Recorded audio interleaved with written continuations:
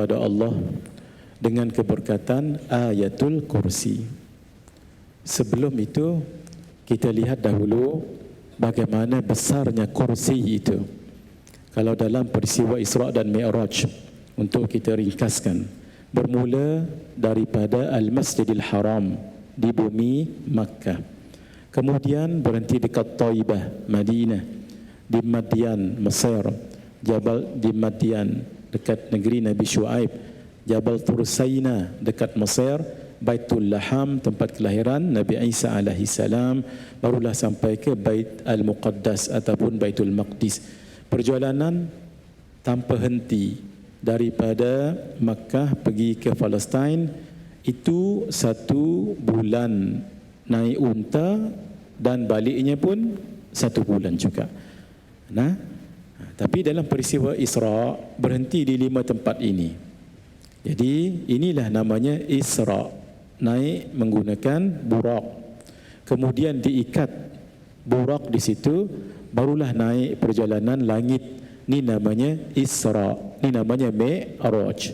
Jadi Isra', Mi'raj. Langit yang pertama, 2, 3, 4, 5, 6, 7. Itulah yang disebut dalam surah Al-Mulk, alladzi khalaqa sab'a samawatin tibaqa.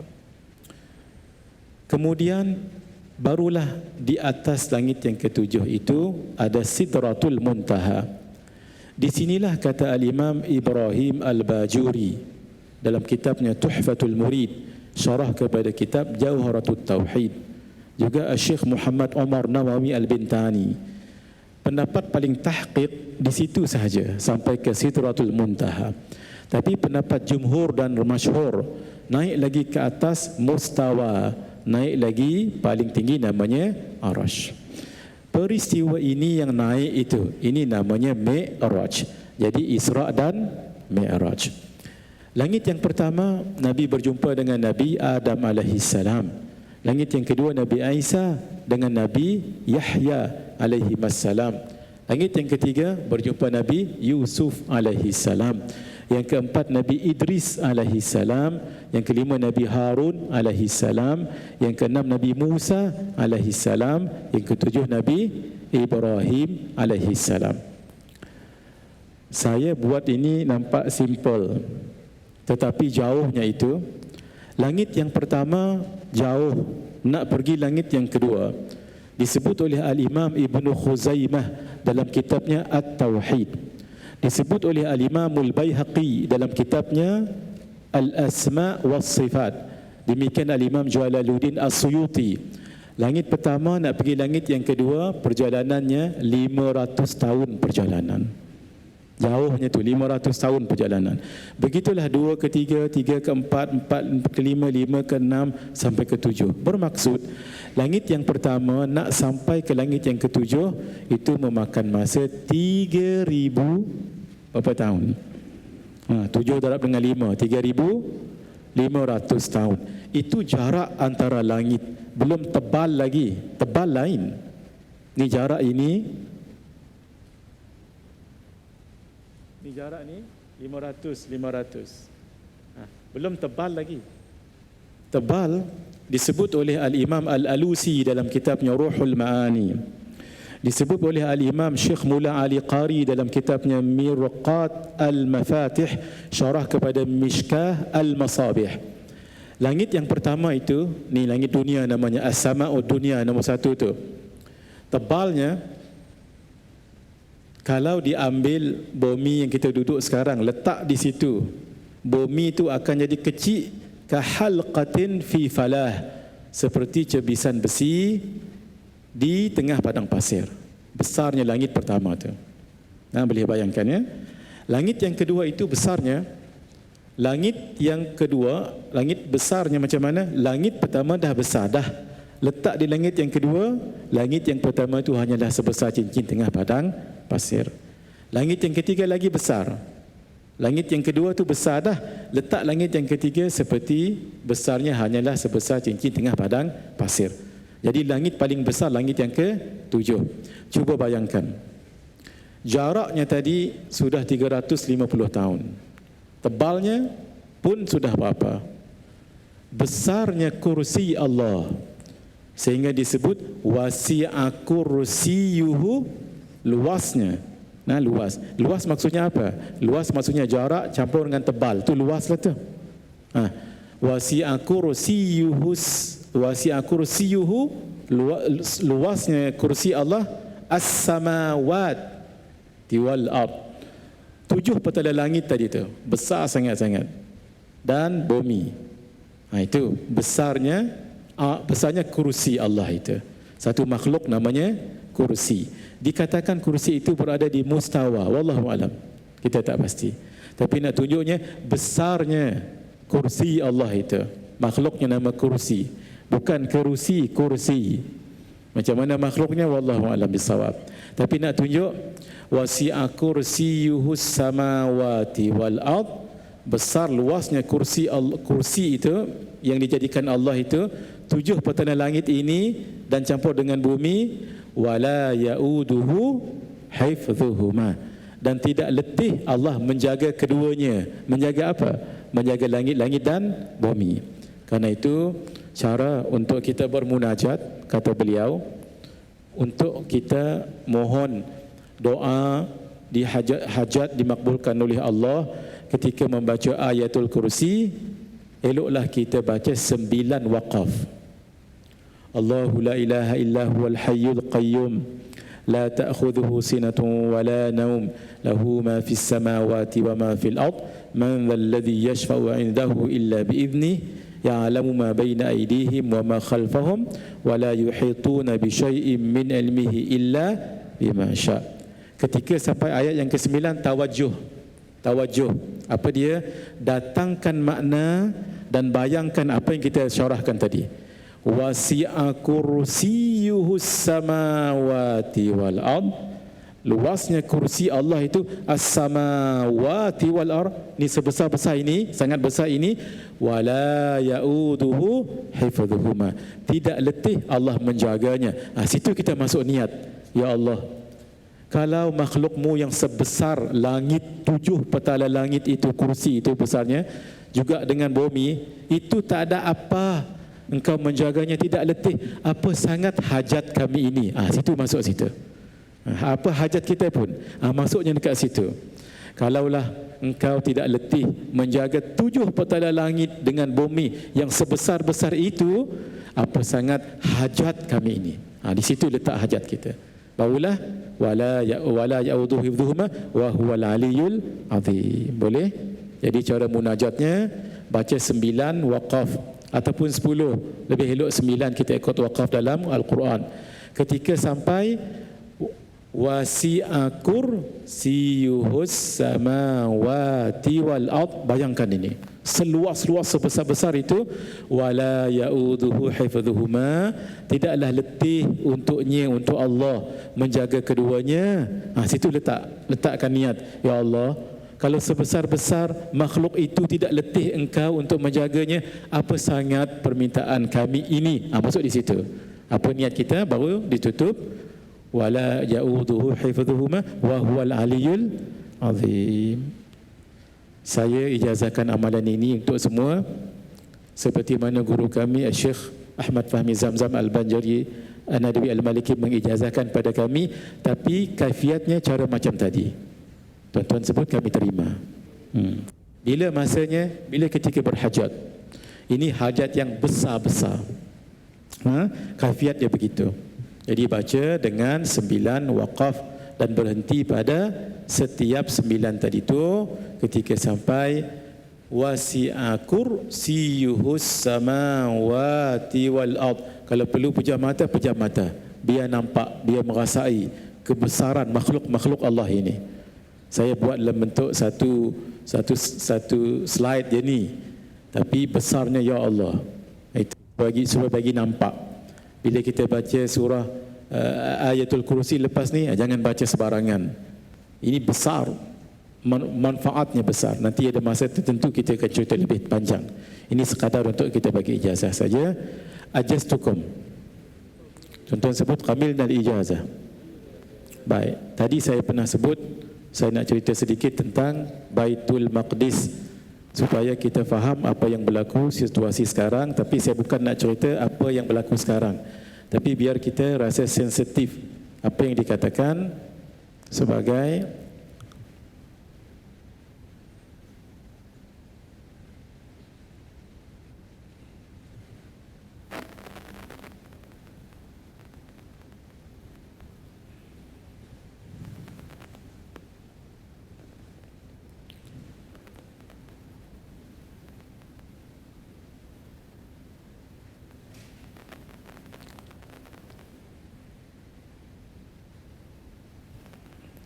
inilah yang dikatakan sebagai Al-Masjidil Aqsa.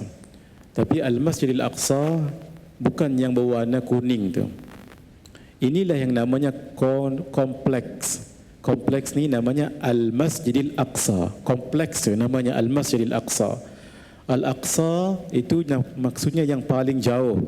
Lawannya Al-Adna, yang paling dekat. Sebab orang Arab ketika berniaga, ketika ditanya di mana tempat kamu berniaga, di masjid. Masjid mana? Masjid paling jauh. Inilah namanya masjid yang paling jauh. Tapi Al-Masjidil Aqsa bukan satu masjid, tapi kompleks yang dalam tu ada 9 ataupun beberapa masjid. Nah, itu namanya Al-Masjidil Aqsa. Inilah namanya Masjid Al-Qibli, masjid yang bertukar kiblat itu. Di sinilah dia. Kena cantik. Saya ambil saja gambar tapi tak pernah pergi.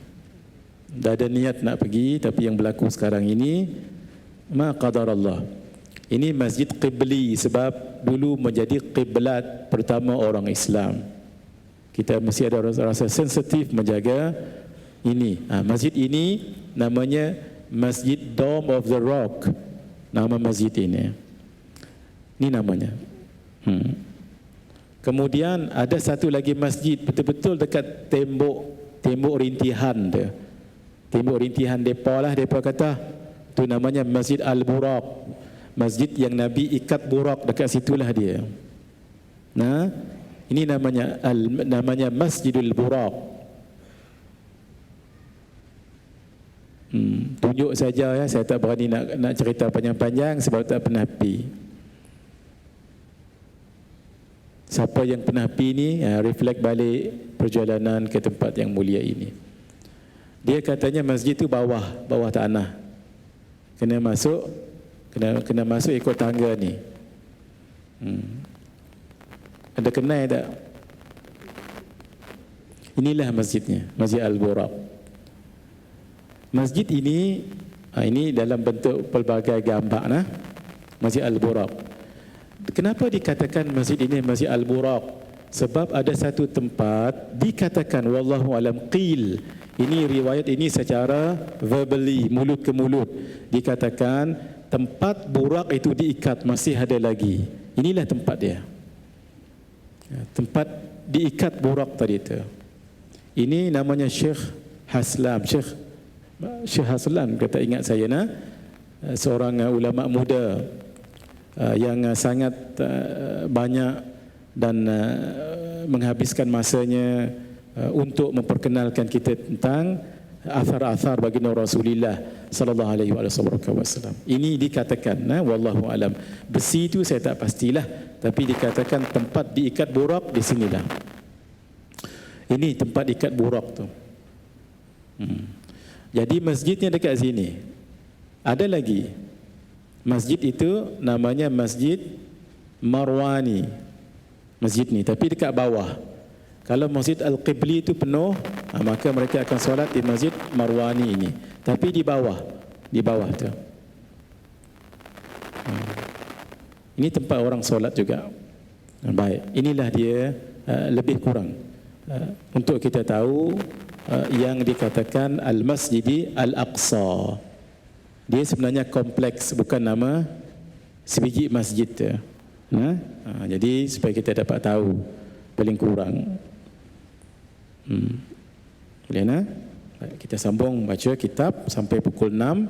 Kita berhenti, insya-Allah lepas maghrib kita akan bersama lagi, tapi tak baca kitab dah, untuk bersama-sama menyambut haul guru kita yang mulia, tanda cinta dan kasih kita pada beliau, dan mudah-mudahan kita dikumpulkan bersama dengan beliau. Allahumma amin. Nah, bismillahirrahmanirrahim. Tadi kita berhenti di muka surat berapa Ustaz Din? 193. Nah, fadhal Ustaz Din. Bismillahirrahmanirrahim. Qala al-musannif rahimahullahu ta'ala wa nafa'ana bihi wa bi'ulumihi fid dharain amin ya rabbal alamin. Ila qala dan kata Imam Al-Ghazali rahimahullahu ta'ala, wala yanbaghi an yakhda'aka asy-syaitan wa yaqulu lak adhhiril haqqa wa la tudahin fihi fa inna asy-syaitana abadan yastajiru al-hamqa ila asy-syarri fi ma'radil khair fala takun dihkatan lisyaitan fa innahu yaskharu bik fa idharuka al-haqqa hasanun ma'a man yaqbaluhu minka wa dhalika bi tariqin nasihati fil haqiqah la bi tariqil mumarah wa lin nasihati sighatun wa hay'atun ويحتاج فيها إلى تلطف وإلا صارت فضيحة وصار فسادها أكثر من صلاحها. Dan sayugianya jangan memperdayakan akan engkau oleh syaitan dan berkata ia bagimu, nyatakan olehmu kebenaranmu dan jangan engkau lemah di dalam menyatakan kebenaranmu itu. Maka jangan engkau ikutkan akan perkataan syaitan di dalam yang demikian itu, kerana bahawasanya selama-lamanya ia hendak menghela, yakni menghasut akan orang yang kurang akal kepada kejahatan di dalam tempat kebajikan. Maka jangan engkau jadikan dirimu itu tempat permainan bagi syaitan dan tempat kesukaannya, kerana bahawasanya syaitan itu telah memberanikan akan engkau pada menyatakan akan kebenaran, sedangkan menyatakan akan kebenaran itu iaitu jadi baik apabila beserta orang yang mahu menerima daripadamu akan perkataanmu, dan yang demikian itu dengan jalan memberi nasihat pada hakikatnya, bukannya dengan jalan berbantah. Dan bagi memberi nasihat itu sirah, iaitu susunan kata yang lemah lembut dan berkehendak di dalamnya kepada perkataan yang halus-halus. Dan jika tiada yang demikian itu, nescaya jadi menyatakan, yakni menampakkan kejahatan, dan adalah binasanya itu terlebih banyak daripada baiknya. Jadi nasihat itu bagus, tapi satu, mesti memilih masa yang sesuai untuk menasihat. Dua, perkataan-perkataan yang digunakan itu mesti hikmah. Kalau tidak, nak menasihat jadi berkelahi lagi. Karena itu hikmah itu sangat penting dalam nasihat. Even nasihat itu bagus, tetapi mesti dengan jalan hikmah. Satu, waktu yang sesuai. Dua, keadaan yang sesuai. Tiga, perkataan yang kita gunakan untuk menasihat juga haruslah sesuai. Sebab itu Nabi pesan dekat kita, jangan sebarang. Kallimun nas ala hasba uqulihim, berbicara dengan orang tengok tahap mereka. Kalau dengan perempuan kita jangan kasar-kasar. Kalau dengan budak-budak dengan bahasa main-main. Tapi kalau golongan intellectual dengan jalan intellectual. Begitu. Sehingga mad'u kita senang dengan nasihat kita. Naam.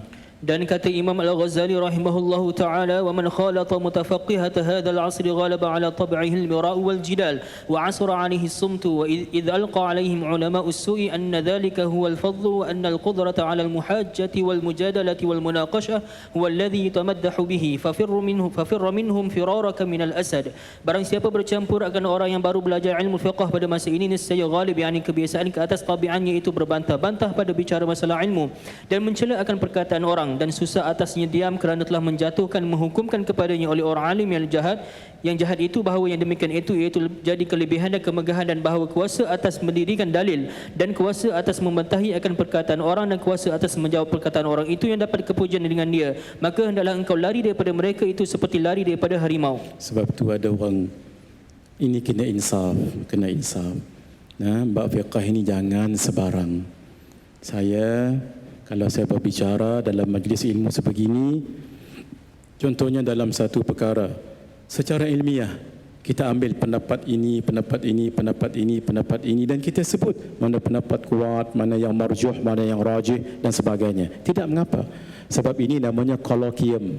Itu namanya perbincangan ilmiah. Khair, boleh. Tapi jaga. Ketika dalam etika fatwa, tak boleh sebarang. Yang ini orang awam kena faham. Ketika kita berbicara ilmu sebegini, saya boleh sebut mazhab ini. Barangkali mazhab lain yang lebih mazhab jumhur lebih kuat begini. Ya, itu namanya perbahasan ilmiah. Tetapi dalam etika mazhab dengan fatwa tak sama. Ketika berfatwa, kita mesti ikut cara mazhab kita. Walaupun barangkali pendapat lain lebih kuat, kita mesti nyatakan dulu mazhab kita begini dan mesti kita pegang. Sebab itu etika fatwa dengan perbincangan biasa tak sama.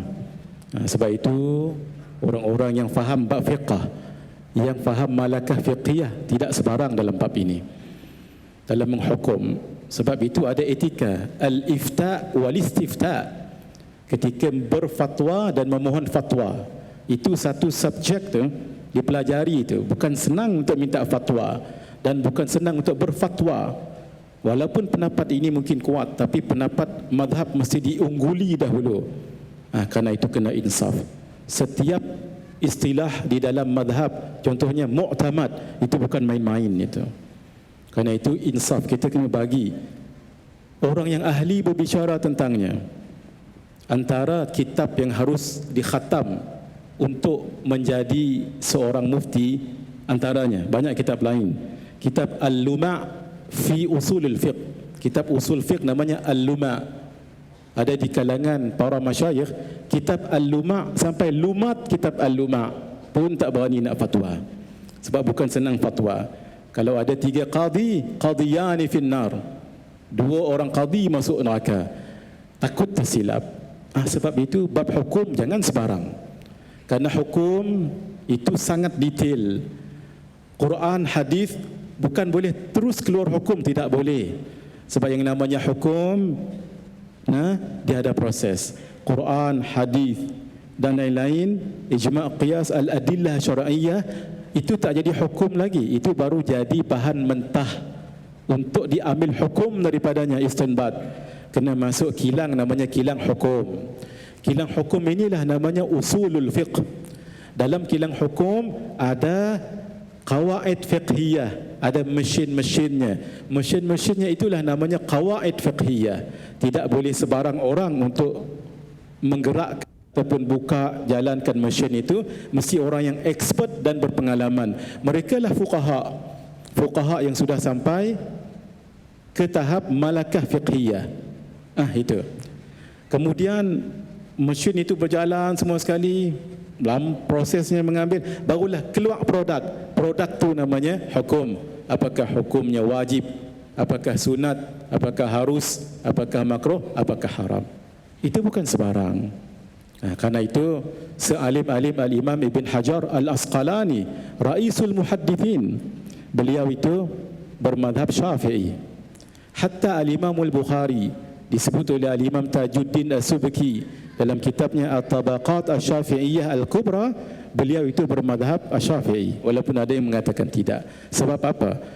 Fiqh ini bukan seperti hadis, sehingga disebut oleh Al-Imam Syafi'i ini, kalam beliau ini masyhur, dinukilkan oleh Al-Imam Tajuddin As-Subki dalam kitabnya At-Tabaqat Asy-Syafi'iyyah Al-Kubra. Kata Imam Syafi'i, innal fuqaha kal atibba wa innal muhaddithina kas sayadilah. Sesungguhnya fuqaha itu seperti doktor, dan orang-orang yang alim bab hadis itu seperti ahli farmasi. Ahli farmasi, mereka tahu obat, apa kandungannya, ingredientnya, very detail. Tapi mereka tak berani nak bagi obat ni kepada pesakit ni berapa spoon, berapa camca teh, whatever. Yang tahu semua itu al-atibba. Karena itu kalaulah muhaddithin nak ambil tugas atibba, itu nanti jadi tidak tenteram dalam dunia keilmuan. Karena itu naklah kita insaf. Berfatwa ini satu amanah besar. Tambah lagi yang melibatkan sesuatu yang sangat sensitif. Kita sebagai orang awam jangan terikut dengan apa yang kadang-kadang kita sendiri tidak jelas. Macam kita baca, kita sebut pagi tadi, jangan sampai orang tahu makin banyak kita berbicara, makin orang tahu kita tidak tahu hukum hakam ataupun tidak menguasai sesuatu bidang. Mudah-mudahan kita insaf dan kita tahu kemampuan seseorang yang sudah bertahun-tahun mendalami bidang fiqh, bidang fatwa, bidang qawaid, sehingga di antara mereka boleh kita jadi pegangan. Tapi kita orang awam, biar kita serahkan kepada ahlinya. 6. Kelima, hendaklah engkau pelihara akan lidahmu itu daripada menyucikan akan dirimu dan memuji akan dia, kerana firman Allah Subhanahu wa taala, fala tuzakku anfusakum huwa a'lamu biman ittaqa. Maka jangan engkau menyucikan akan diri kamu, iaitu jangan kamu puji akan diri kamu. Allah itu terlebih tahu dengan orang yang bertakwa, yakni takut kepada Allah Subhanahu wa taala. Soal, ditanyai orang akan setengah hukama, apa sebenar-benarnya kejahatan itu? Maksudnya kejahatan apa maksudnya itu? Iaitu dalam maksud yang lain, kebenaran yang paling buruk tu apa? Benda tu benar tapi buruk, apa tu? Maksudnya perkara itu benar tapi jahat. Maka jawabnya, sebenar-benar kejahatan itu iaitu memuji seseorang akan dirinya sendiri. Maka jangan engkau biasakan akan memuji dirimu, kerana yang demikian itu mengurangkan akan martabat dirimu kepada manusia dan mendatangkan akan murka Allah Subhanahu wa taala. Ketika Sayyidina Abu Bakar As-Siddiq dipuji oleh orang, beliau tahu diri. Lalu beliau mengatakan, Allahumma la tu'akhidni bima yaqulun waj'alni khairan mimma yadhunnun waghfir li ma la ya'lamun. Tahu diri. Allahumma la tu'akhidni bima yaqulun. Ya Allah, jangan jadikan saya bersalah atas apa yang mereka katakan. Waj'alni khairan mimma yadhunnun. Tapi ya Allah, jadikan saya baik atas baik sangka mereka pada saya. Tapi satu, saya tahu kekurangan diri saya. Waghfir li ma la ya'lamun. Ampunkan diriku apa yang mereka tak tahu. Begitu orang yang tawaduk. Kerana itu perkara sebegini di akhir zaman harus kita insaf. Jangan sampai YouTube, sampai WhatsApp dan Facebook itu menjadikan kita berdosa berpanjangan. Terutama sekali kalau kita berbicara tentang orang yang memang sudah fiqh dan sudah diterima dalam masyarakat. Mudah-mudahan Allah ampunkan dosa kita semua. Allahumma amin. Keenam, engkau peliharakan lidahmu itu daripada melaknat akan sesuatu daripada makhluk Allah Subhanahu wa taala dan daripada memaki akan sesuatu daripada yang demikian itu. Maka seyogianya jangan engkau laknatkan sesuatu yang dijadikan Allah Subhanahu wa taala dengan laknat yang ditentukan, yakni dikhususkan kepada sesuatu, sama ada manusia atau binatang atau batu atau kayu atau api atau makanan atau lainnya. Sama ada orang Islam atau orang kafir yang tertentu bersalahan dengan umum, maka iaitu tiada mengapa seperti dikatanya la'natullahi 'alal kafirin atau la'natullahi 'alal kadhibin, seperti yang tersebut di dalam Al-Quran. Tetapi yang aula jangan engkau laknat akan seseorang.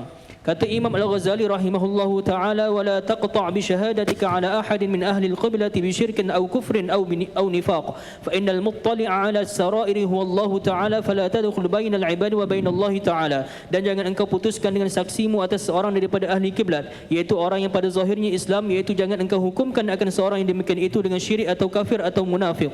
Kerana bahawasanya yang melihat atas yang di dalam hati manusia itu iaitu Allah Subhanahu wa taala jua, tiada lainnya. Maka jangan masuk engkau antara hamba dan antara Allah Subhanahu wa taala. Iaitu jika engkau lihat akan seseorang yang pada zahirnya Islam, istimewa pula jika dia mengamalkan akan amal orang Islam seperti salat dan puasa dan membayar zakat dan menunaikan haji dan barang sebagainya, maka jangan engkau i'tiqadkan dan jangan engkau hukumkan dan jangan engkau sangka akan mereka itu pada batinnya itu menyekutukan Allah Subhanahu wa taala, atau dia kafir atau dia munafik. Kerana tiada engkau ketahui akan yang di dalam hati manusia itu, maka seyogianya jangan engkau hukumkan akan seseorang dengan syirik atau dengan kufur atau dengan munafik. Dan jangan engkau cela akan seseorang daripada makhluk Allah Subhanahu wa taala, dan jangan engkau hinakan dan jangan engkau laknat akan mereka itu.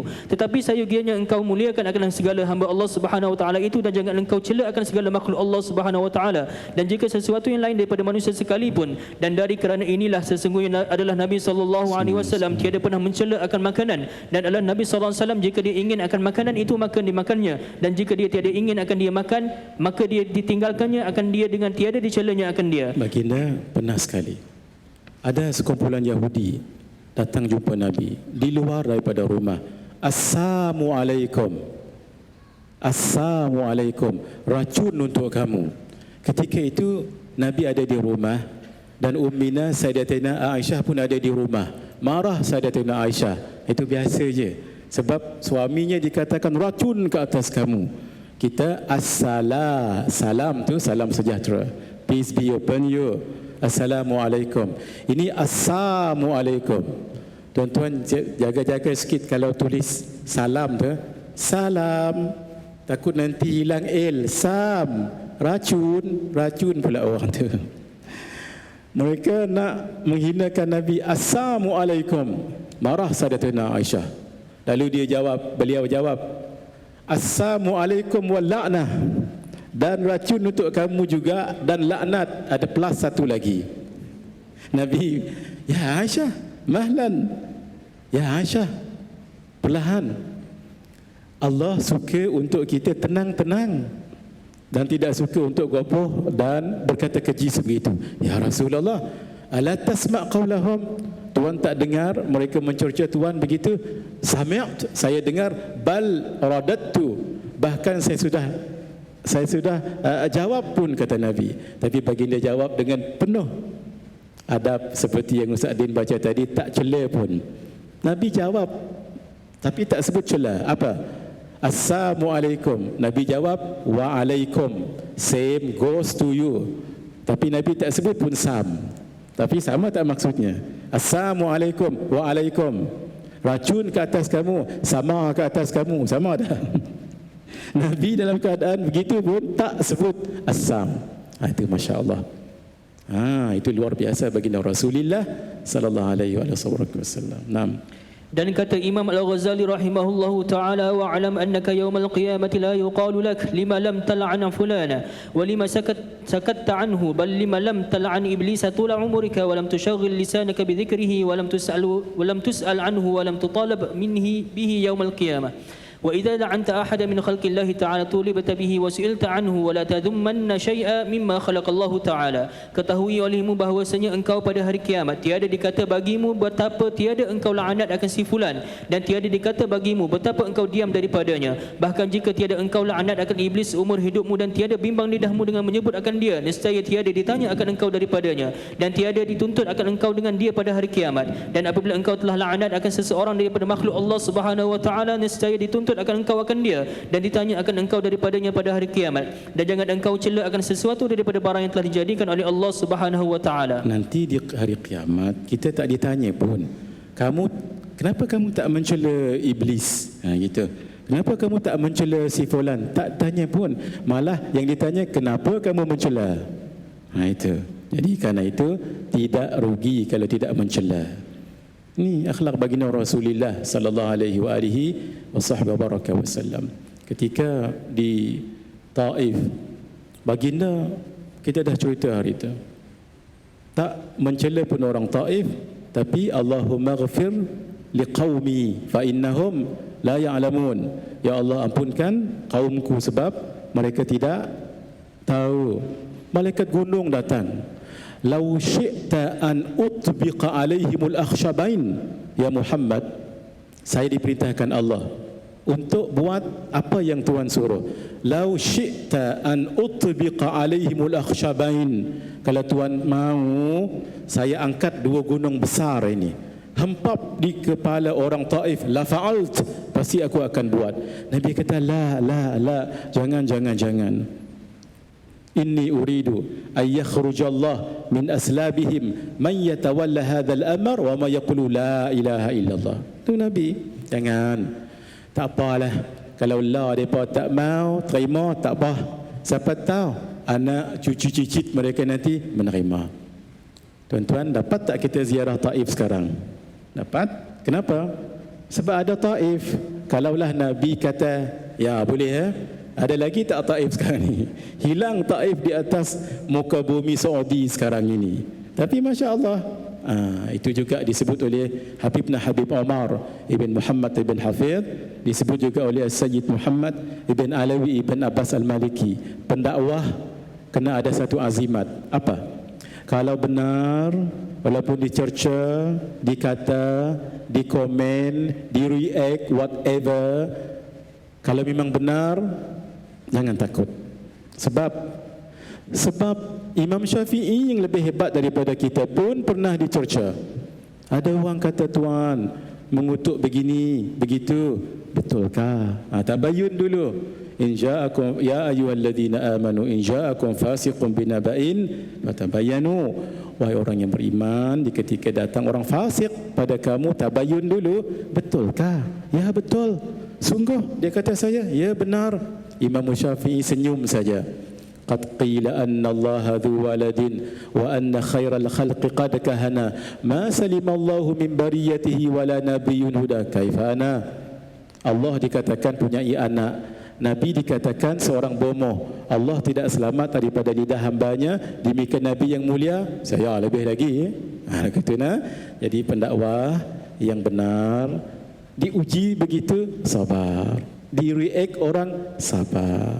Sebab the truth will prevail.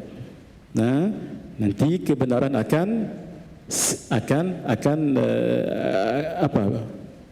akan nampak. Nah, karena itu jalan dakwah.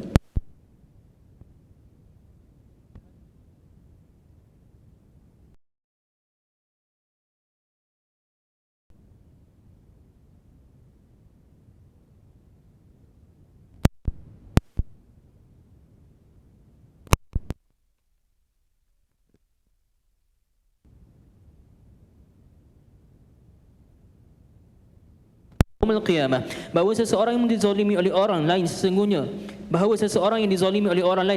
berdoa atas orang yang menzalimi akan dia itu hingga dibalas oleh Allah Subhanahu wa taala akan dia. Kemudian ada tinggal bagi orang yang zalim itu lebih daripada balasannya itu padanya, maka menuntut ia akan orang yang dizaliminya itu dengan dia pada hari kiamat. Maksud begini, orang itu buat zalim, lalu orang yang dimazlum, dia tu doanya makbul, lalu dia doa dia bukan main. Handphone je pun dicuri, ya Allah putuskan kepalanya. Makbul doa. Handphone tak padan. Nanti di hari kiamat, orang yang dizalim tadi, yang makbul doanya, dia akan tuntut revenge balik. Tak padan. Handphone banyak mananya pun, pintu dia doa bergegak-gegak.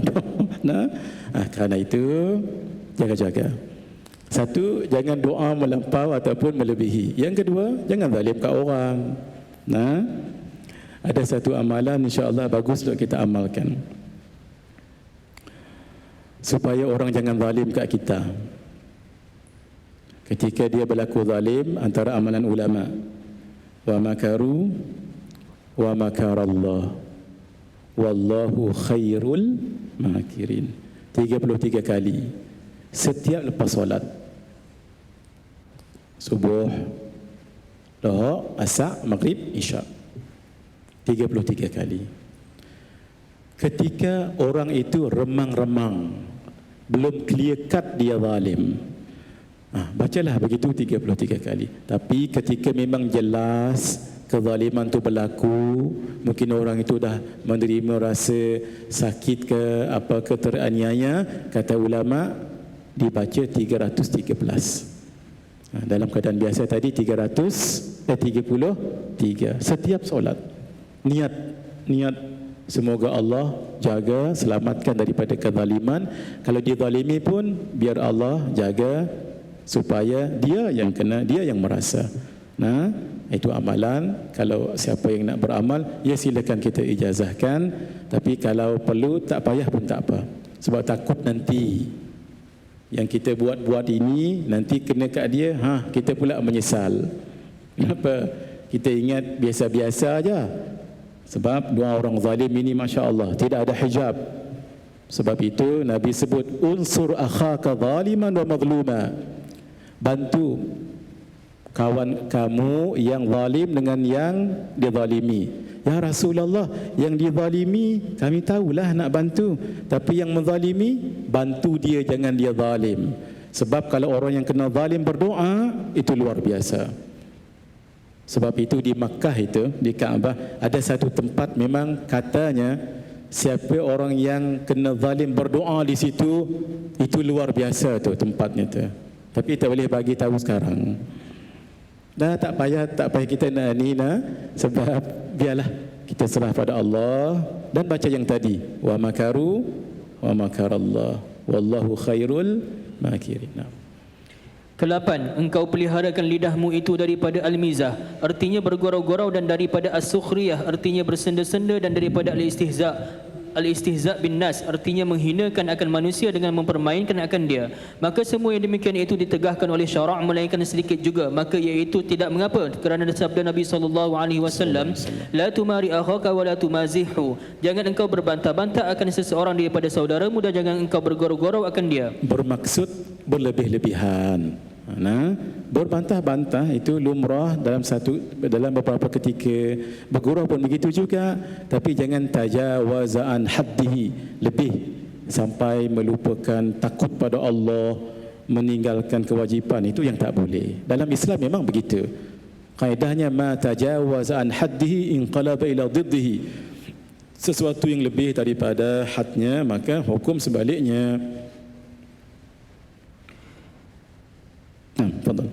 Dan kata Imam Al-Ghazali rahimahullahu ta'ala, ketahui olehmu bahawa yang ditegahkan daripada bergurau-gurau itu iaitu berlebih-lebih kerana bahawa yang demikian itu membawa pada pembanyakkan akan tertawa, dan membanyakkan tertawa itu mematikan akan hati dan menggelapkan akan ia, dan terkadang membawa kepada derhaka seperti sabda Nabi SAW, innar rajula la yatakallamul kalimata liyudhika biha ashabahu fayahwi biha fi qa'ri jahannam 70 kharifa. Bahawasanya seseorang lelaki berkata ia dengan satu perkataan supaya jadi tertawa-tawa dengan dia taulannya, maka sebab yang demikian itu dijatuhkan akan dia di dalam api neraka Jahannam 70 tahun lamanya. Maka hendaklah engkau peliharakan lidahmu daripada bergurau-gurau dan bersenda-senda, kerana yang demikian itu menghilangkan akan rasa malu, dan malu itu alamat iman seperti sabda Nabi SAW, al-haya'u minal iman. Maksudnya malu itu separuh daripada iman. Dan lagi sabda Nabi SAW, al-haya'u wal imanu qurina jami'an fa idza rufi'a ahaduhuma rufi'al akhar. Malu dan iman itu dipersertakan keduanya itu, maka apabila diangkatkan salah satu daripada keduanya itu, nescaya diangkatkan akan lainnya.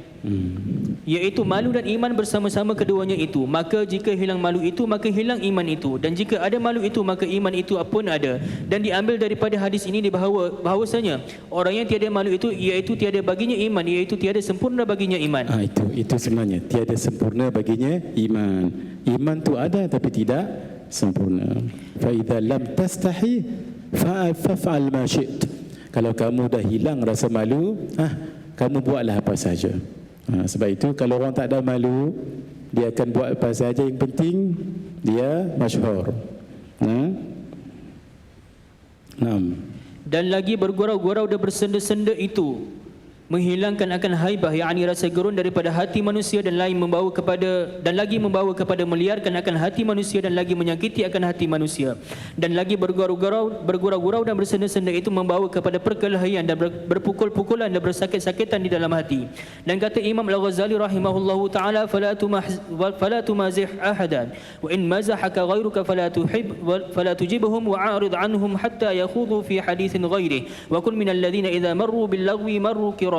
Dan jangan engkau mempersenda akan seseorang, maka jika mempersenda akan engkau oleh orang lain daripadamu, maka jangan engkau jawab akan dia, dan berpaling engkau daripada mereka itu hingga masuk ia berkata-kata di dalam perkataan yang lain. Dan jadikan dirimu itu daripada orang yang apabila lalu mereka itu maka memperolehi yang sia-sia, maka lalu mereka itu dengan kemuliaan. Kata Imam Al-Ghazali rahimahullahu ta'ala di dalam kitab Al-Arba'in fi Usuluddin, wa alam anna al-yasira minhu fi ba'd al-awqati la ba'sa bihi la siyama ma'an nisa'i was-sibyani tatyiban liqulubihim, wa nuqila dhalika an Rasulullah sallallahu alaihi wasallam lakinnahu qala inni la amzahu wa la aqulu illa haqqa. Ketahui olehmu bahawasanya sedikit daripada bergurau-gurau pada setengah daripada beberapa waktu, iaitu tiada mengapa dengan dia. Istimewa pula perempuan dan kanak-kanak yang kecil kerana menyukakan bagi hati mereka itu, maka adalah yang demikian itu dinaqal daripada Rasulullah sallallahu alaihi wasallam. Tetapi ia bersabda bahawa aku bergurau-gurau dan tiada aku berkata-kata melainkan dengan sebenarnya.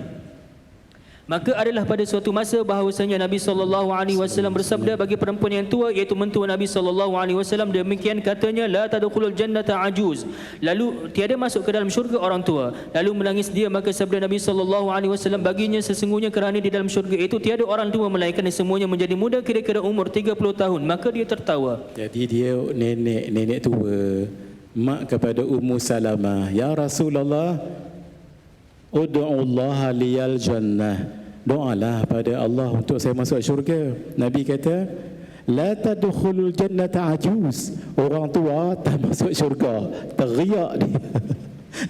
Lalu orang, ya Rasulullah, dia menangis. Nabi berkata, akhbiruha, beritahu kalau dia masuk syurga, maka umurnya bukan umur tua dah, dikembalikan 33 satu riwayat, 30 satu riwayat. Semua kita nanti kalau masuk syurga, Allahumma amin, umur kita 33 dan tinggi kita semua 60 hasta. Tu dia 60 hasta. Ustaz Din, ulama bahas kenapa 60 hasta ni satu hasta, dua hasta kan, kenapa 60 hasta? Antara hikmahnya untuk supaya ahli syurga merasakan kenikmatan dengan sempurna. Makanan banyak pelbagai dengan rasa. Kalau perut kita besar ni, besar apa ya? Sebab itu 60 hasta tu perut besar sikitlah. Demikian dalam kesedapan-sedapan yang lain. Sebab itu orang ahli syurga semuanya 60 hasta setinggi Nabi Adam alaihi salam. Allahumma ja'alni wa ja'alkum minhum. Dan kata Imam Al-Ghazali rahimahullahu ta'ala bahawa bergurau yang sedikit itu tiada mengapa, tetapi jangan diperbuat adat, iaitu jangan dibiasakan akan yang demikian itu, melainkan sekira-kira hajat jua, seperti dia berkehendak menjinakkan akan isterinya, atau menyungkakan akan anaknya yang kecil, atau menyungkakan akan tetamunya, atau hajat yang menjinakkan orang yang gharib, yakni asing. Maka jika sedikit tiada mengapa, tetapi dengan benar dan jangan dengan berdusta, maka iaitu tiada harus. Nah, sekarang kita masuk perut. Ni perutnya. Ni. Tadi anggota zahir memang kita tak khatam nah, tapi pula paling kurang kita tahu macam mana floss tu. Dan tadi kita dah cerita lidah. Ini perut pula. Ni. Saya syorkan tuan-tuan kalau ada lebih rezeki, dapatkan buku penawar bagi hati. Sebab penawar bagi hati lebih kurang dalam ni juga. Tetapi ia macam saya sebut tadi, ringkas, sistematik. Dan saya alhamdulillah sudah buat diagram yang tuan-tuan tengok dalam ni ada dalam buku tu, penawar bagi hati. Semua ada. Jadi senang kalau nak baca tentang tasawuf, baca tu dulu. Biar kita dapat gambaran umum apa itu takhalli, apa itu 7 anggota zahir, 7 anggota batin. Dalam tu semua ada. Bila kita dah nampak, baru bila kita baca ni, nampak mudah. Begitu. Fadhal Ustaz. Perut. Maka engkau peliharakan akan dia daripada memakan yang haram dan yang syubhah. Maka hendaklah engkau bersungguh-sungguh menuntut yang halal, kerana sabda Nabi sallallahu alaihi wasallam, ala kulli muslimin, menuntut yang halal itu fardu atas tiap-tiap orang Islam. Dan kata Imam Al-Ghazali rahimahullahu ta'ala, wal halalu kathirun wa laysa 'alayka an tatayaqqana bawatin al-umur, bal 'alayka an tahtariza mimma ta'lamu annahu haram aw tadhunnu annahu haram dhannan yahsulu bihi min 'alamatin najisatin maqrunatin bil mal. Dan yang halal itu banyak, dan tiada lazim atasmu bahawa engkau yakin pada batin sesuatu itu akan halalnya, tetapi lazim atasmu memeliharakan daripada barang yang engkau ketahui bahawasanya ia haram, atau engkau sangka bahawa ia adalah ia haram dengan sangka yang hasil ia daripada alamat yang nyata yang berserta dengan harta itu. Jadi kalau yang halal itu jelas, yang tak jelas itu yang syubhah. Syubhah ni begini, kalau kita consume ataupun beli, hati itu tertanya-tanya, adalah benda tu, ada lekat lah tu. Tapi kalau nampak biasa je, itu khair. Itu yang syubhah. Al-Imam Al-Habib Abdullah bin Alawi Al-Haddad, beliau sebut, orang yang tak makan benda syubhah, bukan haram, benda syubhah jangan dimakan 80 hari, nanti hatinya bercahaya, maka keluarlah kalam-kalam hikmah, wisdom, tu namanya hikam. Tu yang tuan-tuan baca kitab Al-Hikam karangan Al-Imam Ibn Athaillah As-Sakan, dari juga Al-Imam Abdullah bin Alawi Al-Haddad. Yang haram itu jangan dimakan langsung, yang syubhah itu dijaga elok-elok. Sebab itu jaga supaya makbul doa. Orang yang jaga makanan makbul doa. Ada sekali seorang itu, bukan seorang, ada sekumpulan ulama. Mereka rasa iri hati dengan Imam Syafi'i, sebab majlis ilmu Imam Syafi'i paling ramai orang hadir. Lalu mereka nak menjatuhkan maruah Imam Syafi'i dengan dikumpulkan ramai orang, dijemput Khalifah Harun Ar-Rashid dalam satu majlis, dan mereka akan tanya soalan, 13 soalan. Semua soalan ini kalau kita lihat memang tak boleh nak dijawab. Mereka merasakan begitu. 13 soalan mesti akan memalukan Imam Syafi'i. Saya kongsikan 3 sahaja. Yang 10 tahun depan kita kongsi. Dan mereka yakin Imam Syafi'i tak boleh jawab tentang halal haram. Ya Aba Abdillah, Khalifah Harun Ar-Rashid ada di sini. Imam Syafi'i lebih kurang tempat saya ni. Di sini ada 13 orang ulama, setiap seorang tanya satu soalan. Ni ramai orang ni. Wahai Aba Abdillah, khair. Seorang yang menyembelih kambing, nak makan kambing dan nak makan bersama dengan isteri dan anak-anaknya. Ketika setelah disembelih, lalu dia keluar rumah, kembali semula ke rumah, lalu dia mengatakan kambing ini haram bagiku. Isterinya pun mengatakan kambing ini haram juga bagi kami. Coba pecahkan permasalahan ini. Apa permasalahannya? Boleh agak-agak kalau jawab lagu tu.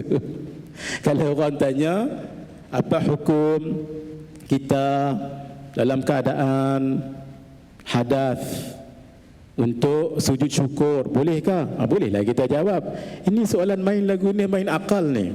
Imam Syafi'i tenang saja. Beliau seorang yang mutamakin, yang malakah fiqhiyah, yang disebut inna Quraisyan yamla'u tibaqal ardi ilmu. Beliau Imam Syafi'i, beliau katakan begini, seorang yang musyrik nak makan kambing, lalu disembelih kambing dalam rumahnya ataupun di luar rumahnya, lalu dia keluar berjumpa dengan seorang orang Islam, lalu dia dapat hidayah masuk Islam melalui tangan orang itu. Sebab itu ketika dia masuk ke rumah, dia katakan kambing ini haram bagiku. Kenapa? Sebab ketika dia menyembelih, dia belum lagi Islam. Lalu kata isteri dan anaknya, abang masuk Islam kah? Kami pun nak masuk sama, bersyahadah. Lalu mereka katakan kambing ini juga haram bagi kami. Itu jawapannya. Khalifah Harun al-Rashid tanya, ya Pak Syekh, lagu mana? Dengan malu tunduk. Ya betul, 1-0. Dia ada 13 no? Soalan yang kedua, wahai Tuan Syekh Imam Syafi'i, seorang telah minum air daripada cawannya, setengah daripadanya haram untuknya, dan setengah yang berbaki itu haram untuknya. Setengah yang dah minum itu halal, setengah yang berbaki itu haram baginya. Imam Syafi'i tenang je. Imam Syafi'i mengatakan, seorang yang minum air, setelah dia minum air setengah, lalu ketika nak menghabiskan yang berbaki, darah keluar daripada hidung, maka darah itu masuk dalam air, maka bercampurlah darah dengan air. Apa hukumnya? Mutanajis, sebab air ini tidak banyak, bukan ma'ul kathir, ini ma'ul qalil, sebab lam yablu qullatan aw akthar. Itu jawapannya. Jadi Khalifah Harun al-Rashid, ya Tuan Syekh, lagu mana? Tunduk lagi. Betul. 2-0. Soalan ketiga, ya Aba Abdillah, seseorang solat ketika dia salam sebelah kanan, isterinya di rumah kena talak, isteri Tuan Imam ni. Ketika dia salam sebelah kiri, maka sembahyangnya batal. Dan ketika dia habis daripada solat, dia wajib bayar 1,000 dirham hutangnya. Agak-agak boleh jawab? Kita jawab selepas isyak malam ni. Lama sangat. Imam Syafi'i jawab, seorang sedang solat, imam contohnya, ketika dia salam sebelah kanan, dia lihat ada seorang lelaki. Lelaki ini dikatakan mafqud. Mafqud setelah 4 tahun tak diketahui khabar. Maka ketika itu isterinya boleh dikahwini oleh orang, sebab mafqud, tak tahu khabar dalam istilah fiqh. Maka isterinya dikahwini oleh Tuan Imam. Ketika Tuan Imam salam, Assalamualaikum warahmatullahi, Allah balik pula haji ni. Isteri haji ni siapa yang kahwin? Tuan Imam ni. Wajib dikembalikan isterinya pada haji tadi tu. Kemudian salam sebelah kiri, dia lihat ada tai cicak, tapi dia tai cicak yang basah, lekat dekat sini. Lekat baju. Kalau ia kering tak apa, buat gini, dia kena kat orang tak apa, dia selamat. Tapi syarat jangan dia bertinggik lebih 1 subhanallah. Maaf, jangan apa ni, batal. Maaf tu. Jangan tunggu 1 subhanallah, sah. Tapi tadi maaf memang tak boleh nak lari sebab basah. Sebab itu batal. Dan ketika habis salat, dia nak mengusap muka, mendongak mata ke langit, dia nampak hilal. Dia sudah janji untuk bayar hutang seawal hilal terbit. Itulah jawapannya. Bagaimana Tuan Syekh? Betul juga, 3-0. 10 tu nanti tuan-tuan tengok buku saya kat belakang tu. Dalam tu ada kisah, walaupun cerita tetapi hukum. Naam. Adapun yang yakin Adapun yang yakin diketahui akan halalnya itu iaitu amat banyak, dan setengah daripadanya itu harta yang diambil daripada kafir harbi, barang apa jalan yang dapat engkau ambil daripadanya, maka iaitu halal. Tetapi jika ada sesuatu yang diambil daripada kafir harbi itu dengan diperang daripada raja, maka iaitu tiada halal melainkan kemudian daripada dikeluarkan akan khumusnya, yakni 1/5. Dan lagi halal barang yang dapat daripada berburu-buruan, dan yang dapat daripada kayu di hutan, dan yang diambil daripada gali-galian, dan harta yang dapat daripada pusaka, dan harta yang dapat daripada berniaga, dan harta yang dapat daripada bertanam, dan harta yang dapat daripada zakat dan sedekah dan hadiah, dan harta pemberian orang dan barang sebagainya.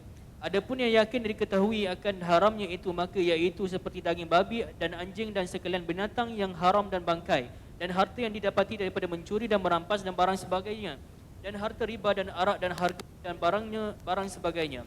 Adapun yang zon, yakni menyangka akan haramnya, maka iaitu seperti harta raja yang zalim yang tiada adil dan ghalib, biasanya hartanya itu diperolehi daripada mengenakan cukai kepada orang Islam, atau yang ghalib hartanya itu orang atau menzalim akan rakyat.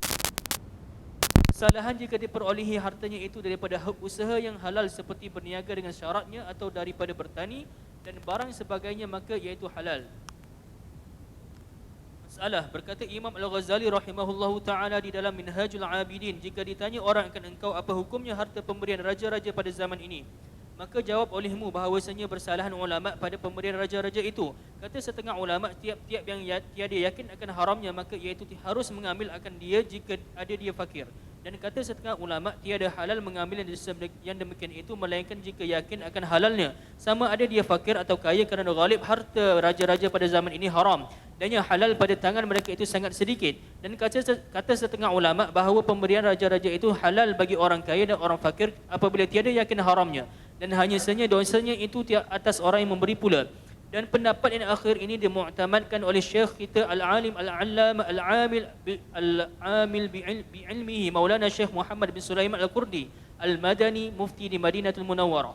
Dan kata Imam Al-Ghazali rahimahullahu ta'ala, jika ditanya orang akan kita apa engkau kata pada pemberian orang pekan, yakni orang kenamaan dan lainnya, adakah lazim menolak akan dia dan memeriksa daripadanya atau tiada lazim? Maka jawab olehmu bahawasanya apabila ada pada zahir manusia itu soleh, maka tiada mengapa menerima akan pemberiannya dan sedekahnya, dan tiada perlu memeriksa akan dia, kerana memeriksa yang demikian itu membawa kepada jahat sangka kepada orang Islam, maka iaitu tertegah pada syarak, kerana firman Allah Subhanahu wa taala, inna ba'dadh-dhanni ithmun, bahawa setengah daripada sangka akan manusia itu dosa. Syahdan, ketahui olehmu bahawa hukum syarak itu terbahagi atas dua. Pertama, hukum jawaz, iaitu yang harus. Kedua, hukum afdal, iaitu yang terlebih utama. Maka hukum yang jawaz, iaitu harus itu iaitu dinamakan hukum syarak yang zahir, iaitu kebanyakan amal segala fuqaha, dan hukum yang afdal itu iaitu dinamakan hukum orang yang batin, iaitu yang diamalkan oleh segala orang sufi. Sebab orang sufi dia bukan hanya melihat hukum, tapi dia melihat kesan kepada hati. Sebab itu mereka sangat berhati-hati. Walaupun mungkin makanan itu boleh dimakan, syubhah contohnya boleh dimakan sebab tidak jelas itu haram. Nahnu nahkum bidzawahir wallahu yatawallas sarair. Selagi tidak jelas ia haram, silakan. Tapi kalau orang yang bersungguh-sungguh, hatta dalam perkara begitu pun, tapi dia kena fatwa dirinya sendiri, jangan untuk orang. Dia pun tak berani, tak mahu nak makan, tak apa, biar untuk fatwa diri sendiri. Sebab kalau dia fatwa untuk orang lain jadi masyakkah. Sebab itu fuqaha kadang-kadang dalam bab begini biar mudah. Tapi untuk individu boleh kita guna pendapat orang tasawuf tadi itu. Dan dari kerana inilah kata Imam Al-Ghazali rahimahullahu ta'ala, i'lam annama huwa al-aslu fi hadzal bab syai'ani, ahaduhuma hukmu syar'i wa zahiruhu wa thani hukmu al-wara'i wa haqiqatuhu. Fa hukmu syar'i an ta'khudha ma ataka mimman huwa zahiruhu salahun wa la tas'al illa an tatayaqqana annahu ghasbun aw haramun bi'ainihi, wa hukmu al-wara'i an la ta'khudha shay'an min ahadin hatta tabhatha anhu ghayat al-bahth wa tastaqsi al-istiqsa'i annahu la syubhata fihi bihalin wa illa fataruddah. Ketahui olehmu bahawasanya asal pada bab ini, iaitu pada bicara bab halal dan haram ini, iaitu dua perkara. Pertama, hukum syarak dan zahirnya. Kedua, hukum wara' dan hakikatnya, iaitu hakikat syarak dan batinnya. Maka hukum syarak itu bahawa engkau ambil akan barang yang datang akan engkau daripada seorang yang zahirnya itu soleh. Dan jangan engkau tanya melainkan jika engkau yakin bahawasanya harta itu dapat daripada merampas atau nyata haramnya. Dan hukum wara' itu bahawa jangan engkau ambil akan sesuatu daripada seseorang hingga diperiksa daripadanya hingga periksa, dan habiskan periksa itu sehabis-habis periksa, dan bahawasanya sesuatu itu tiada syubhah di dalamnya dengan segala halnya. Dan jika tiada yang demikian itu, maka engkau kembalikan akan dia. Jadi hukum syarak dengan kaedah wara'. Gitu nah. Hukum syarak dan pendekatan wara'.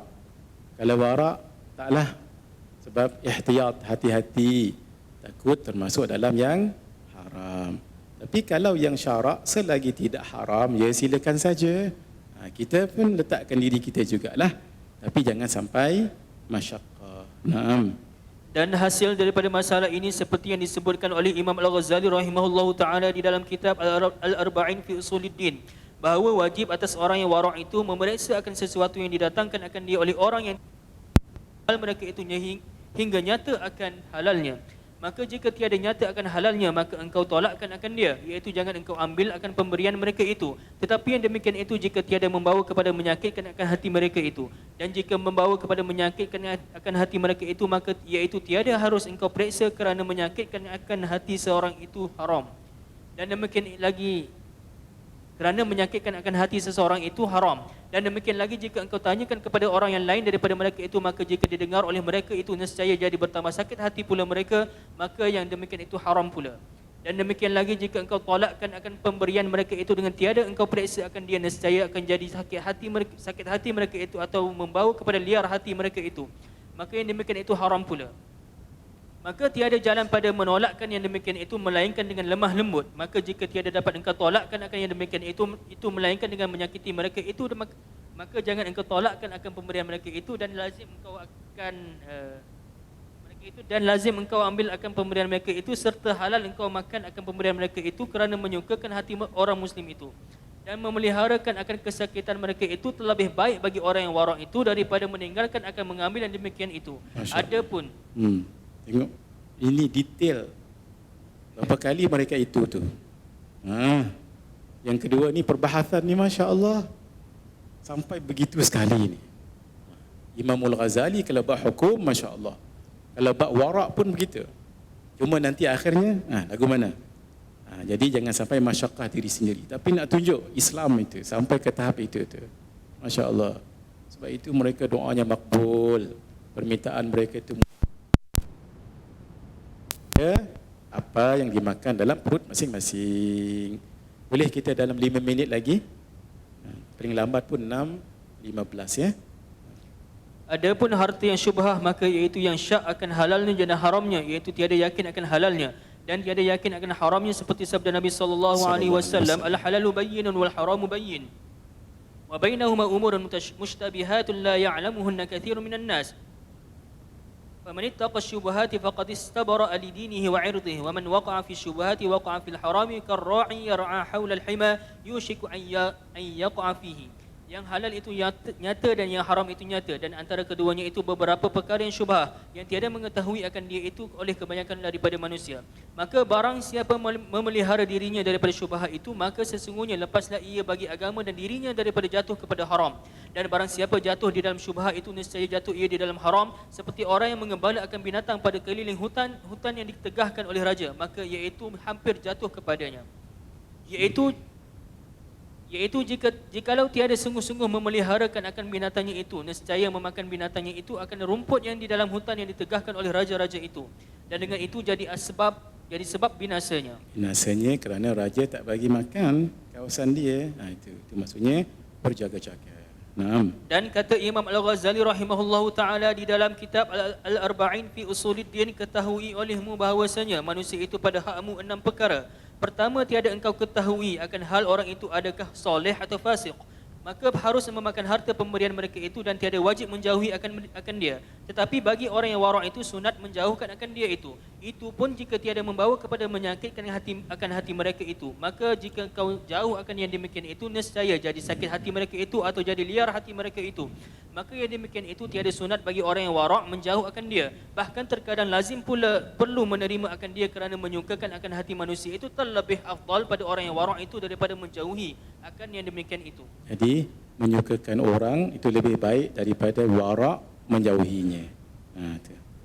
Kedua, bahawa engkau ketahui akan orang itu soleh, maka ia itu halal memakan harta pemberian mereka itu dan tiada sunat menjauhi akan dia. Maka orang yang menjauhi akan yang demikian itu semata-mata was-was jua bukan sebab wara', dan terkadang menjauhi akan yang demikian itu jadi maksiat lagi haram jika membawa akan menyakiti akan hati mereka itu atau membawa kepada jadi liar hati mereka itu. Kerana menjauhi akan yang demikian itu membawa kepada jahat sangka kepada orang yang soleh, dan yang demikian itu derhaka seperti firman Allah Subhanahu wa taala, inna ba'dadh-dhanni ithmun, bahawa setengah daripada sangka itu jadi dosa. Ketiga, bahawa engkau ketahui akan orang yang masyhur dengan zalim dan masyhur ia berjual beli dengan riba, hingga engkau ketahui bahawa segala harta mereka itu haram atau kebanyakan harta mereka itu haram seperti kebanyakan daripada orang yang zalim, maka haram memakan harta pemberian mereka itu. Keempat, bahawa engkau ketahui akan kebanyakan harta mereka itu halal tetapi tiada sunyi daripada harta yang haram, seperti ada harta mereka itu dapat daripada pusaka atau dapat daripada berniaga, dan serta yang demikian itu ada dia berkhidmat kepada raja yang zalim, maka pada ghalib harta mereka itu halal tetapi tiada sunyi daripada bercampur dengan harta yang haram, maka sayugianya bagi orang yang wara' menjauh daripada harta mereka itu, tetapi pada syarak tiada haram memakan harta mereka itu. Kelima, bahawa orang itu tiada engkau ketahui halnya tetapi ada engkau lihat atas mereka itu alamat orang zalim, seperti ia memakai pakaian askar atau pakaian hamba orang yang zalim, maka alamat ini menunjukkan akan harta orang itu haram, maka wajib menjauhi akan dia, dan jangan engkau makan akan harta mereka itu melainkan jika sudah engkau periksa akan dia.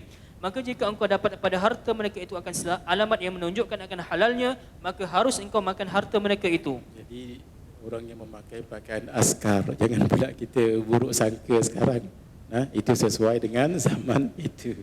Takut nanti orang pakai pakaian askar je, tak mau ni, tak mau. Dah suami dia sendiri askar.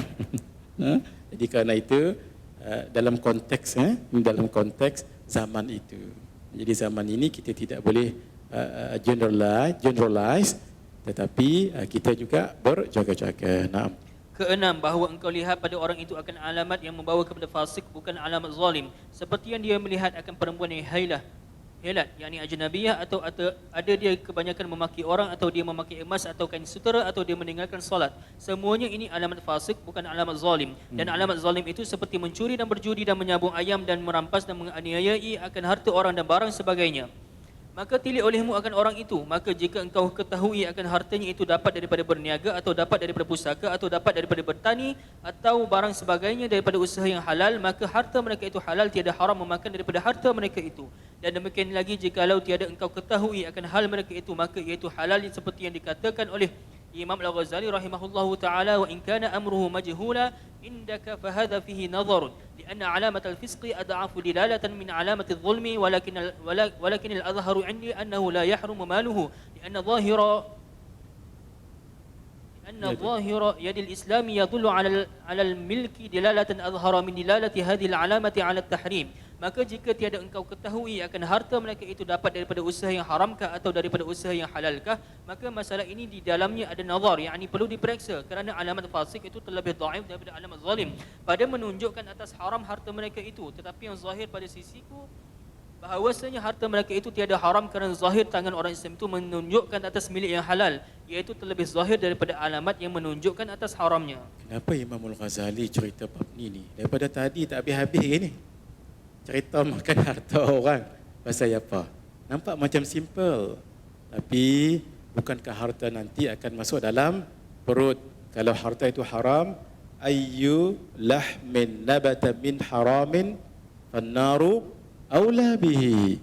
Mana-mana daging yang tumbuh hasil daripada pendapatan yang haram ataupun usaha yang haram, perolehan yang haram, itu neraka lebih baik baginya. Satu. Yang kedua, ada orang berfikir macam ni. Hadis menyebutkan mana-mana daging yang tumbuh daripada yang haram. Oleh kerana itu, janganlah beli makanan ataupun minuman. Sebab dia kata daging. Jadi beli apa? Beli tayar kereta. Serupa juga serupa. Tayar kereta nanti tidak akan barakah. Apa sahaja tidak akan barakah. Kerana duit itu duit yang haram. Sebab itu Imam Ghazali bersungguh-sungguh. Daripada tadi kita baca tak habis-habis lagi. Ambil tak ambil. Kesian tengok Ustaz Din cerita. Baca ini, baca itu, ambil tak ambil. Itu. Kenapa? Jaga perut. Masya Allah. Baik. Syahdan, apabila engkau ketahui akan sekalian yang tersebut itu, maka hendaklah engkau sungguh-sungguh menuntut akan yang halal. Dan apabila dapat engkau akan harta yang halal, maka hendaklah engkau simpankan, yakni ringkaskan atas memakan yang halal itu sekira-kira jangan sangat kenyang. Kerana sangat kenyang itu mengeraskan akan hati dan membinasakan akan zihin, iaitu mengurangkan akan faham dan membatalkan akan hafaz, yakni hafalan, dan memberatkan anggota daripada berbuat ibadah dan daripada menuntut ilmu dan membawa kepada segan pada mutalaah kitab. Dan lagi sangat kenyang itu menggerakkan akan syahwat kepada perempuan dan menolong akan tentera iblis. Dan sangat kenyang daripada yang halal itu permulaan daripada segala kejahatan, iaitu membawa kepada berbuat kejahatan, maka betapa lagi memakan daripada yang haram. Sabda Nabi SAW, kullu lahmin nabata min haramin fannaru aula bihi. Tiap-tiap daging yang tumbuh daripada memakan yang haram, maka api neraka terlebih aula dengan dia. Dan kata Imam Al-Ghazali rahimahullahu ta'ala, wal ibadatu wal ilmu ma'akil harami kal bina'i ala sirjin. Ibadah dan ilmu serta memakan akan yang haram itu seperti membuat rumah di perhimpunan tahi, yakni najis. Ya Allah, rumah cantik dah, rupanya kawasannya kawasan yang kotor. Itulah maksudnya kalau orang yang makan yang haram dan sebagainya. Sehingga ada syair mengatakan orang yang pergi haji naik unta dengan duit yang haram, maka yang pergi hajinya unta dan dia sah tak sah hajinya. Kalau dia tidak melakukan sesuatu yang melanggar pantang larang haji, sah, tetapi belum makbul. Sebab itu dalam ibadat ada dua, satu sah, yang kedua makbul. Barangkali amalan itu sah tapi tidak makbul. Letih saja kita nak sah dan makbul, lebih kurang macam inilah.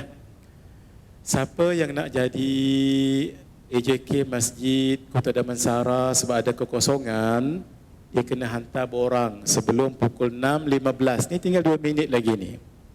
Maka datanglah orang itu 6-10 minit, diambil di depan pejabat, checklist, nama, kad pengenalan, sijil-sijil. Masya Allah, semua cukup. Semua cukup. Akhirnya seminggu mesyuaratlah masjid ni. Tadi tu namanya apa tu? Itu namanya sah. Sebab semua sijil yang di-required ada, cukup semua sekali. Tapi belum tentu makbul diterima. Kemudian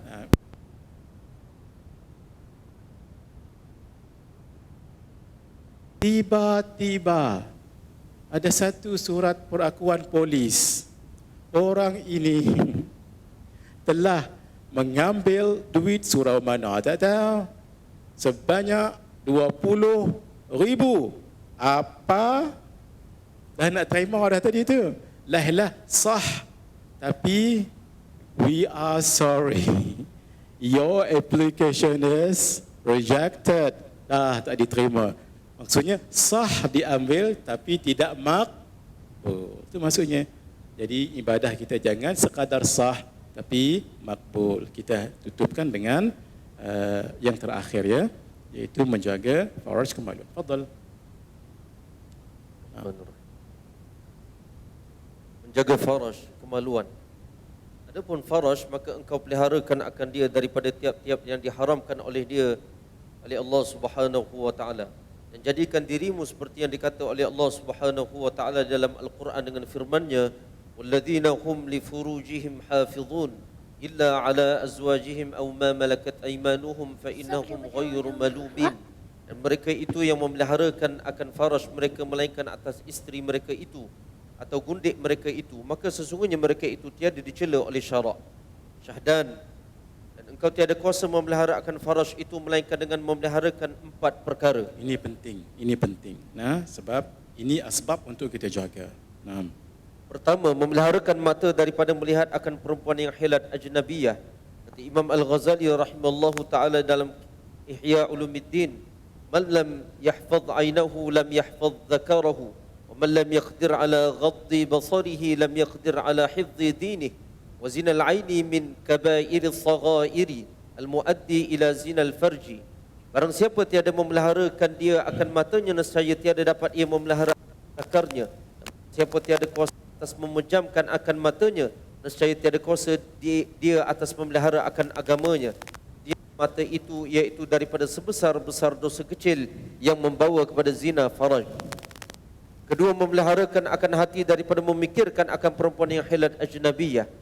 Ketiga, memeliharakan akan perut daripada memakan yang syubhat. Keempat, memeliharakan perut daripada sangat kenyang, kerana sekalian yang demikian itu menggerakkan akan syahwat. Alang-alang ya, alang-alang dua muka surat, kita baca laju. Fadhal Ustaz.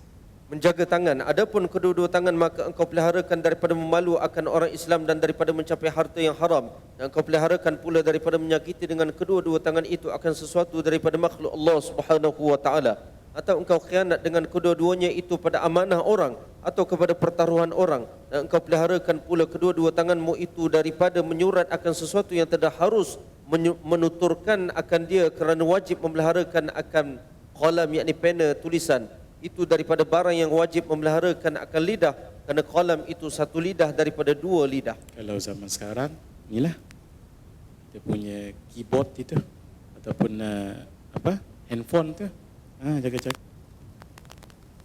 Menjaga kaki, adapun kedua-dua kaki maka peliharakan olehmu daripada berjalan kepada segala yang diharamkan oleh syarak, atau berjalan kepada orang yang zalim, atau kepada raja-raja yang zalim, kerana pergi kepada raja-raja yang zalim itu dengan tiada darurat yakni keperluan mendesak yang sangat, atau dengan tiada hajat yang memberi maslahat yakni kebaikan pada akhirat atau pada agama, iaitu jadi maksiat lagi haram, seperti kata Imam Al-Ghazali rahimallahu taala, fal masyu ila salatin adh-dhalamati min ghairi daruratin wa irhaqin ma'siyatun kabirah fa innahu tawadhu'un lahum wa ikramun lahum ala dhulmihim. وقد أمر الله بالإعراض عنهم في قوله تعالى ولا تركنوا إلى الذين ظلموا فتمسكم النار وما لكم من دون الله من أولياء ثم لا تنصرون، وهو تكثير لسوادهم وإعانة لهم على ظلمهم، وإن كان ذلك لسبب طلب مالهم فهو سعي إلى الحرام. وقد قال صلى الله عليه وسلم من تواضع لغني صالح ذهب ثلث دينه وهذا في غني صالح فما ظنك بالغني الظالم. Maka berjalan kepada sultan yang zalim dengan tiada darurat iaitu dengan tiada hajat yang maslahat pada syarak, dan tiada hajat yang sangat picik iaitu jadi maksiat, kerana yang demikian itu merendahkan diri bagi mereka itu dan memuliakan akan dia. Dan sungguhnya telah menyuruh Allah Subhanahu wa taala dengan berpaling daripada mereka itu, seperti dalam firman-Nya, dan janganlah kamu cenderung dan berpegang kepada mereka yang zalim, nescaya menyentuh akan kamu oleh api neraka. Dan lagi yang demikian itu membanyakkan bagi kaum mereka itu dan menolong bagi mereka itu atas zalim mereka itu. Dan jika ada perjalanannya yang demikian itu sebab menuntut akan harta mereka itu, maka iaitu berjalan kepada mengusahai yang haram.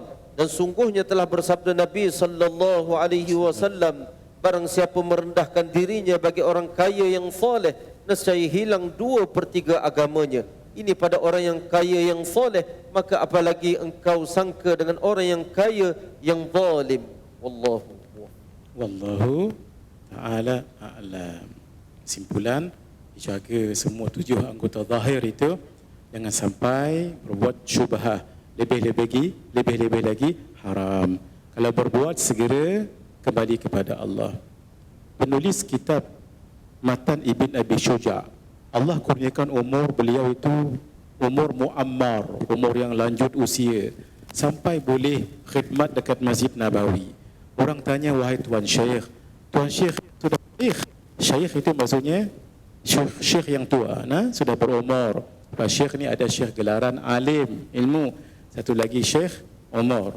Za'amatni syaikhan walastu bi syaikhin, innama syaikhu mayyadubu dabiba. Itu syekh yang tua. Beliau umur, tuan kuat lagi untuk khidmat di Masjid Nabawi. Apa kata beliau?